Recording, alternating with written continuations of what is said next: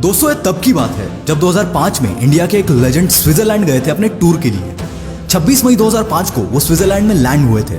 Switzerland से लौटने के बाद उनके याद में, उनके सम्मान में स्विट्जरलैंड गवर्नमेंट ने 26 मई को साइंस डे डिक्लेयर कर दिया था।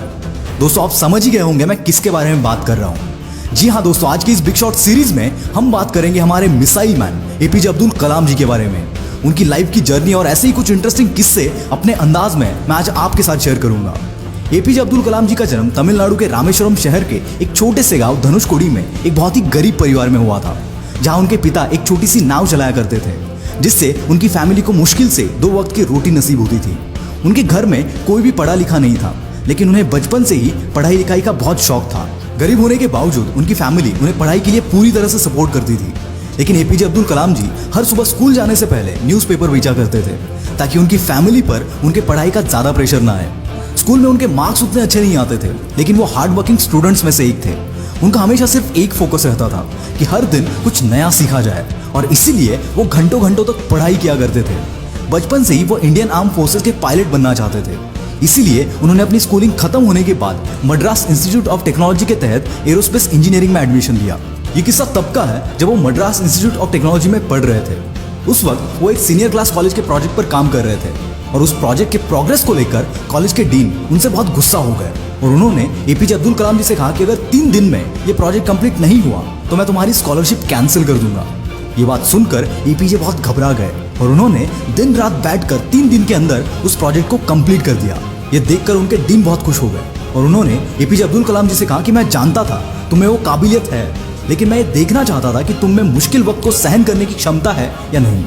कॉलेज खत्म होने के बाद जब एपीजे अब्दुल कलाम जी ने इंडियन आर्म फोर्सेस में फाइटर पायलट के पोस्ट के लिए अप्लाई किया, उस वक्त सिर्फ 8 वैकेंसीज ओपन थी, और बदकिस्मती से उनका 9 नंबर आया और वो आर्म फोर्सेस के लिए सिलेक्ट नहीं हो पाए। जिसके बाद उन्होंने defence research and development organisation यानी कि डीआरडीओ ज्वाइन की, जहाँ वो छोटे से होवरक्राफ्ट डिजाइन किया करते थे। लेकिन वो डीआरडीओ में अपनी जॉब से खुश नहीं थे, क्योंकि उन्हें वहाँ कुछ नया सीखने नहीं मिल रहा था।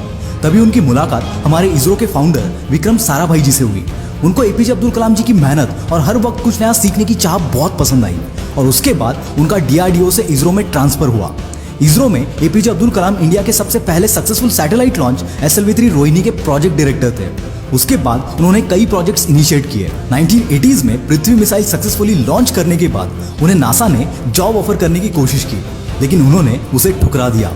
पृथ्वी मिसाइल के सक्सेसफुल लॉन्च के बाद इंडियन कैबिनेट के तहत रिसर्च के लिए 3.88 बिलियन रुपीस के फंड्स अलॉट कर दिए। जिसके बाद एपीजे अब्दुल कलाम जी ने उनकी टीम के साथ मिलकर अग्नि, त्रिशूल, आकाश, नाग जैसे कई बड़े मिसाइल लॉन्च किए। उनके लीडरशिप के अंडर इंडिया को सबसे बड़ी कामयाबी तब मिली जब 1998 में इंडिया ने सीक्रेटली सारे न्यूक्लियर बॉम्ब टेस्ट करके इंडिया को सारी दुनिया के सामने एक न्यूक्लियर पावर घोषित कर दिया।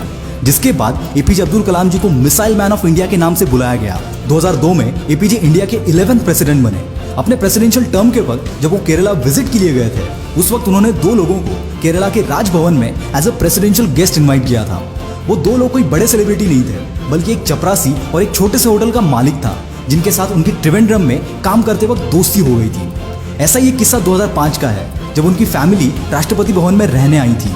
लगभग 10 दिन तक उनकी फैमिली के 52 लोग राष्ट्रपति भवन में थे, और उनके जाने के बाद एपीजे अब्दुल कलाम जी ने 3,52,000 अपनी फैमिली के रहने और खाने का खर्चा सरकार को दिया था।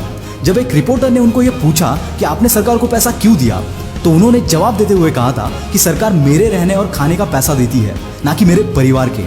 और इसी खुददारी ने पूरी दुनिया को इनसे प्यार करने पर मजबूर कर दिया। इनके पास जायदाद कोई नहीं थी अपनी किताबों के अलावा, पर अपनी कहानी से और अपने कामों से ये मिसाइल मैन पूरी दुनिया के लिए मिसाल बन गए।